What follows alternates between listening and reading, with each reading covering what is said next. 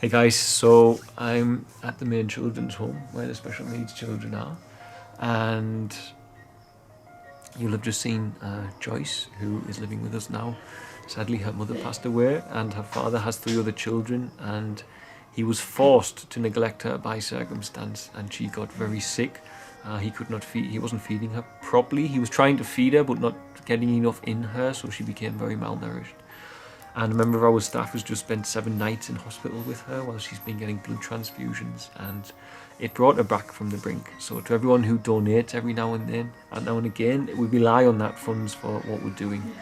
So thank you for those one-off donations. They add up and they help us to provide the care for the children. Now, I'm doing something new because I've pushed responses the other week for children in a community. Of course, our work comes in stages. We have children where we work on prevention to stop children from going into child labour or from running away, or to prevent families from breaking up due to poverty. You know, young mums with a few children can often abandon them because it's a lot of pressure. And sometimes when there's a young family with a father can run away because there's a lot of pressure.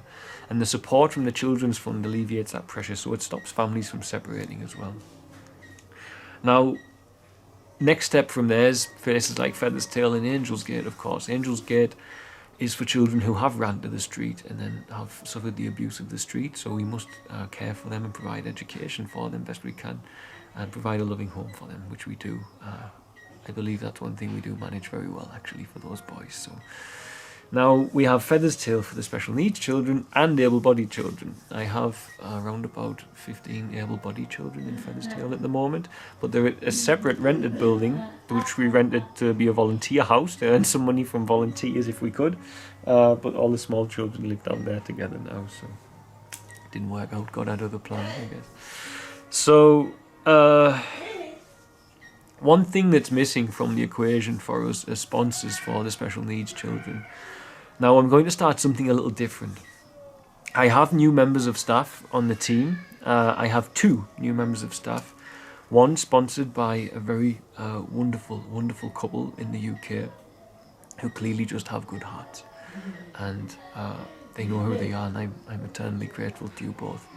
And I think you know that. I truly am. And I forgot to send you a picture of Wemma, who your sponsorship employed, so I'll get that to you.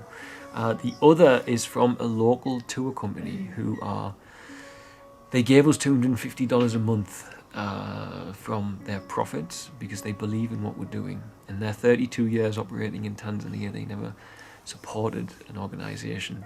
They know us and they believe in us, so they're giving us this every month.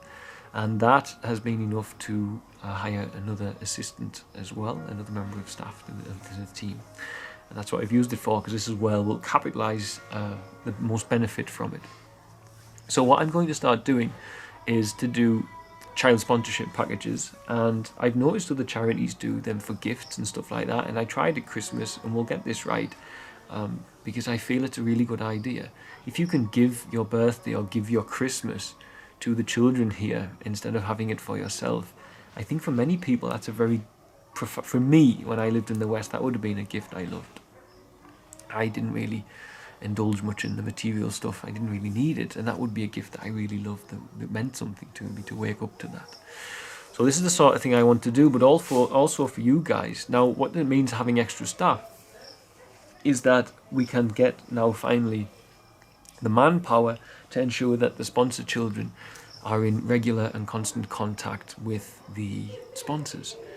So it'll start with the 600 in the community, which we've already begun doing. The team have started putting together new photos of each child and writing letters, and we're going to try and pull it off every 8, if we can, weeks or 12 weeks. So 4 times a year or 6 times a year. I'm going to see how it goes. We might be pushing our luck with 6 times a year with 600 children, but I think 4 times a year is definitely achievable. So this is our goal for this year with the new members of the team, to keep you guys more involved with the children. And so you can maybe hear of their needs, and perhaps then it'll inspire more people to do a little bit of fundraising if they have time, and so on and so forth. But on the side of the special needs children, it means that we can also provide the sponsors with a good relationship with the children, a very good one, because they live here. They live with me here. And there's 26 of them now. So this month I'm going to try and get all of the 26 children, special needs children, sponsored. Even if it's just sponsored, each of them for their food, or each of them sponsored for their medical care, whatever it might be, each of them sponsored so we can buy them this insurance, or if we can get enough donations, one-off donations to pay for the insurance, then we'll go for that as well. It's not a fortune. It was £50 per child to get a full year's insurance. It was a special thing that was offered to us involving a government scheme and a private hospital, because we don't like to use the government hospitals because the doctors are not as capable. And this was a massive blessing. I just don't have the 1,000, whatever it is, £1,200 to do it. For all I know, it'll save me money over the year. I just don't have it. It's just not there, you know. All I can do is pray and beg. As I said, many times I can work, and I do work, and I work, and I work, and I'm exhausted from working. I truly do work as much as I can, answer as many emails as I can, but I don't make a salary from that. The money I get to provide for these children comes from the work I do, but ultimately comes from begging. You know, that's what I am. And I'm not ashamed of that. It's the position God has put me in as a motorbike podcast. So it's the position I have been asked to live in life. And I'd love to have a job where I earned a big salary, where I could work extra overtime and pay for it that way, but I can't. So we're going to try and get every child sponsored, and you can sponsor for, and then as well you'll have a good relationship with the children. You'll hear from them very regularly, and even oh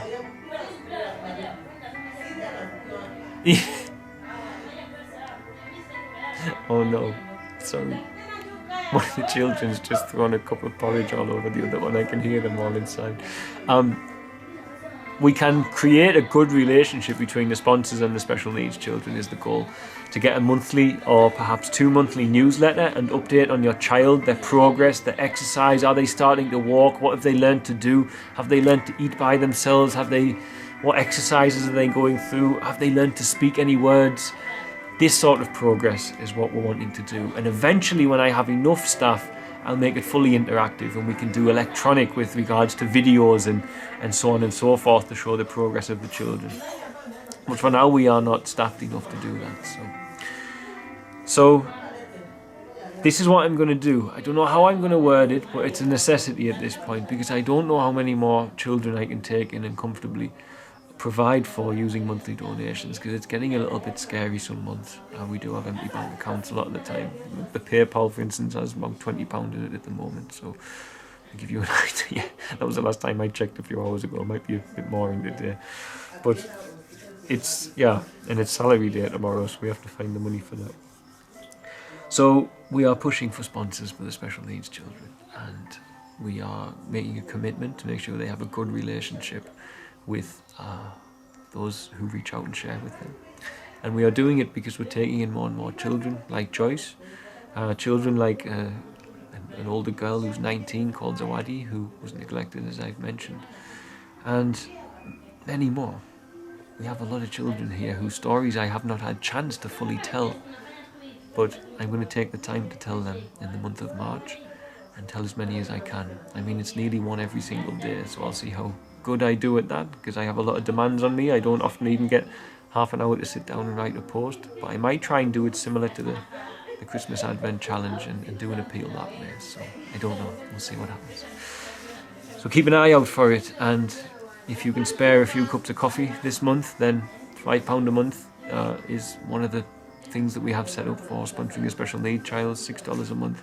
If 100 people do that, it will create a huge dent in the deficit that we're running on at the moment, and also let us keep our foot in the door so as more children can come. So, right, I'm going to get off because I'm going to go help these women in here and get the children off to sleep. That's why they're listening to, you can hear the music in the background, I know, because it's supper and bedtime for the little ones. So I'm going to go and tuck a few little smiley faces in and help the women out, because I can still see that they're busy cleaning this child, because one just threw a cup of porridge on top of the head.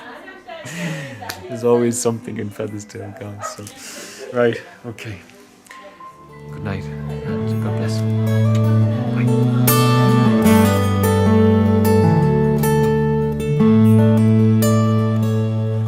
for me and my house, we'll serve you, Lord, lifting holy hands and worship.